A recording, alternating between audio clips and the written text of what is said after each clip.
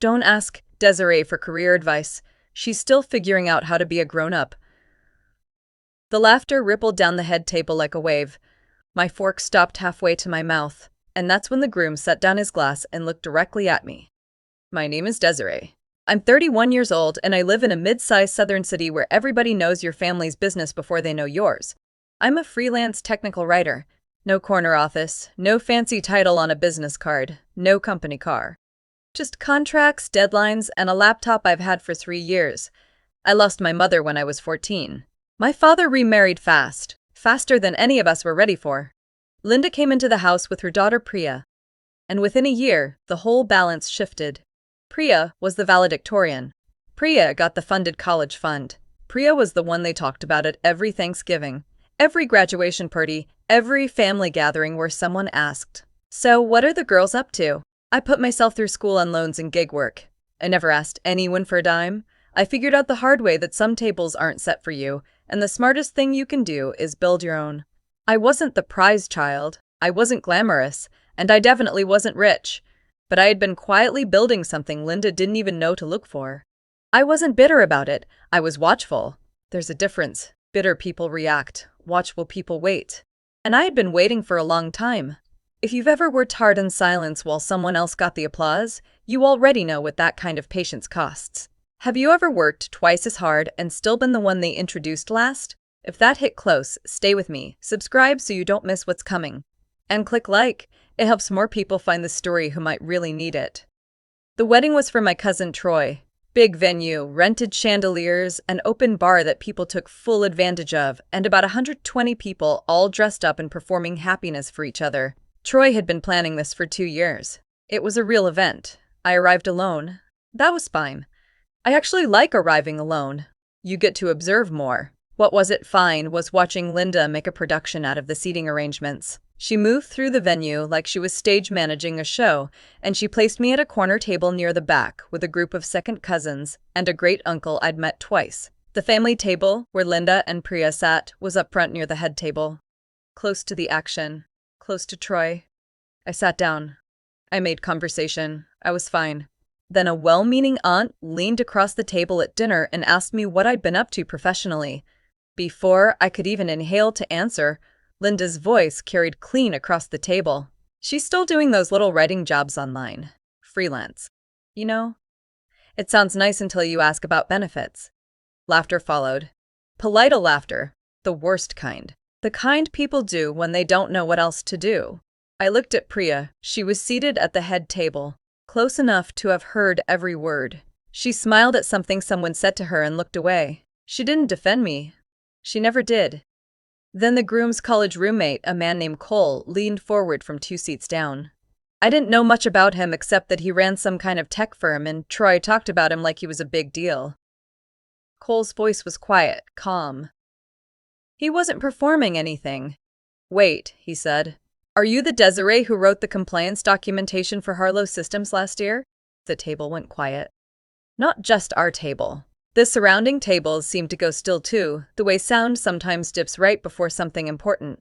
Linda's smile flickered. Just for a second, she didn't know what Harlow Systems was, but she could feel the air shift. I kept my face neutral. My heartbeat, though, was a different story. "Yeah," I said. "That was me." Cole sat back in his chair, almost like he needed a moment. "That work saved our audit," he said, mostly to himself. "We've been trying to find out who wrote it for 8 months. Linda stared at her champagne glass. There was nothing to add to that, nothing that would help her anyway. I took a bite of my food.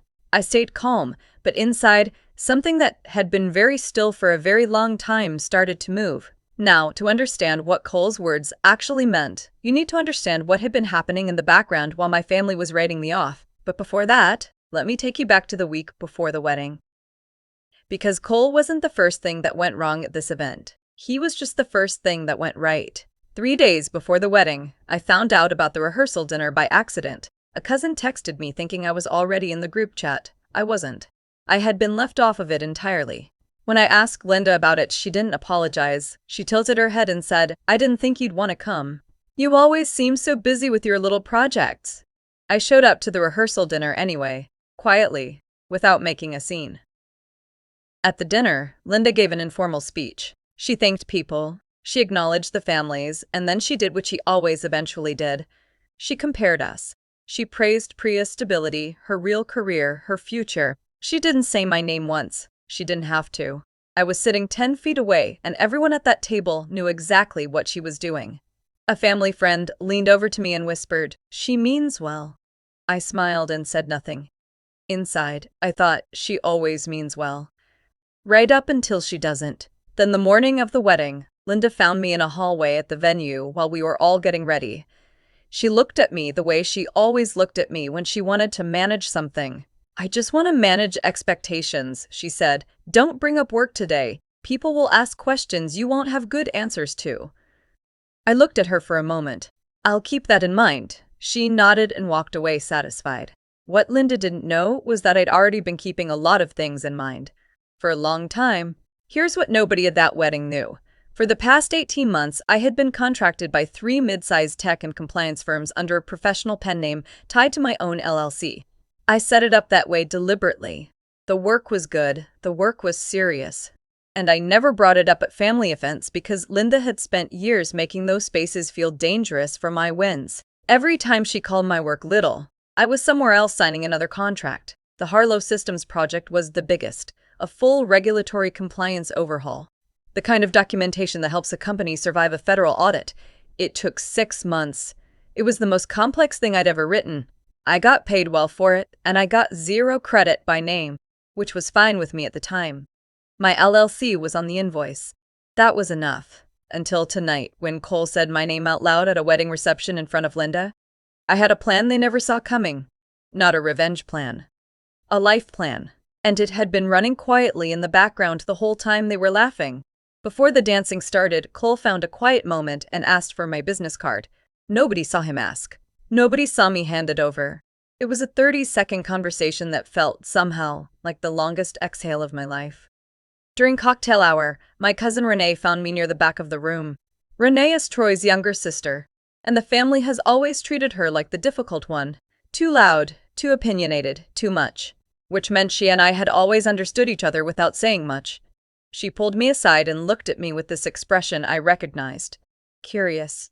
Alert. "I saw what Cole said to you. What was that about?" I gave her the short version. Her eyes went wide. "Does Linda know?" she asked. "Not yet," I said. Renee nodded slowly, and I could see something shift in her face. The rest of the evening, she worked the room differently. She mentioned my work casually to relatives. She steered conversations in my direction. She didn't make a production of it. She just made sure I existed in the room, Linda noticed. I could see it. The way her eyes tracked me more. The way she started redirecting conversations, moving people away, sharpening the edge on her comments. At one point, she said to a cluster of relatives, just loud enough to carry, "It's sweet that people are being kind to Desiree. She's had a hard few years. We worry about her." The "we worry about her" framing landed like a hand on my shoulder that I didn't ask for. It wasn't concern, it was a leash. Renee caught my eye from across the room and gave me one slow, steady look that said, "Don't react. Let it happen." So I did. Priya, sensing the attention shifting, started performing. She retold the moment Cole recognized me like it was a funny coincidence, a cute little mix-up. She had no idea it wasn't over.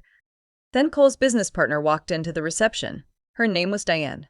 She was warm and professional and walked through the room like someone who had places to be and no patience for small talk, until she spotted me. She made a straight line to our table, and she had the particular energy of someone who has just connected a name to a face and cannot wait to say something about it. She looked at me directly and said, "I have to ask, are you Desiree? Cole just told me you're the one behind the Harlow compliance documentation. We've actually been trying to bring you on as a full consultant. Your LLC's work is cited in 2 industry case studies." The table went completely silent. I mean the kind of silence where you can hear the ice shift in someone's glass. Linda's face did something I had never seen it do before. It moved through confusion, then landed on a smile that didn't reach anything, and then settled into something colder underneath. Priya looked at her mother, then back at me, like she was looking at someone she had misread for years and was only now calculating the distance of that mistake. Linda recovered first, because she always does. "Well," she said, her voice steady, "she never mentioned any of this to us." I looked at her. Calm, even. "You never asked, Linda." Diane, who had no idea what she had walked into, kept going. She's being modest. The work she did is honestly, it's the kind of thing that builds careers. We're talking a potential retainer contract. 2 seats down, Renee said quietly, almost to herself. Huh. Sounds like she figured out the grown-up thing after all. A beat of silence. That line landed exactly the way it should have. Linda opened her mouth, closed it. There was nothing to reframe. There was no version of this moment she could redirect. I thanked Diane.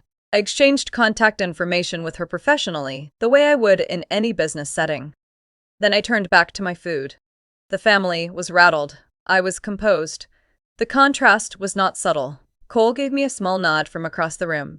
Nothing dramatic, just acknowledgement. Then an older uncle, one of the men who had laughed at Linda's joke earlier in the evening, leaned over to me and said quietly, like he was confessing something, I always knew you were doing something.